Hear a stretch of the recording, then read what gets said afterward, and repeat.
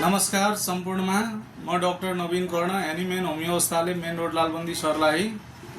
खास गरिकन आज म प्रोस्टेटको बारेमा केही चर्चा गर्दैछु र होमियोप्याथिक उपचार यसमा कतिको प्रभावकारी छ। अब प्रोस्टेट भनेको 40 देखि माथिको उमेरमा देखा पर्ने समस्या छ। यसको भोल्युम भनेको 20 देखि 30 मिलिलिटर हुन्छ, डायमेसन भनेको 4 सेन्टिमिटर हुन्छ र तौल भनेको 20 देखि 25 यसको ग्राम हुन्छ। खास गरी यो भन्दा बढी भयो भने यसले पिसाबमा समस्याहरू गराउँछ, पिसाब पोल्ने, त्यसपछि पिसाब थोपा थोपा जाने, तुरुक तुरुक पिसाब आउने जस्ता समस्याहरू हुन्छ। कोहीलाई एकदमै गाह्रो भएर अपरेसन पनि गर्ने सजेस्ट गर्छ डाक्टरहरूले। कोहीलाई एलोप्याथिक मेडिसिनहरू पनि यसमा केही युज हुन्छ।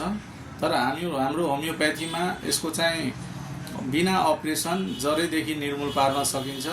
4 देखि 6 महिनाको अन्तरालमा यो प्रोस्टेट मेगाली जति बढे पनि त्यसलाई मेडिसिनबाटै एकदमै सुकाइदिन्छ र नेचुरल तरिकाले कुनै साइड इफेक्ट पनि भएन र यसको अपरेसन पनि गर्नु परेन। यो समस्या तपाईहरुमा छ भने तपाईहरुले सल्लाह गरेर आफ्नो समस्याको समाधान गर्न सक्नुहुनेछ।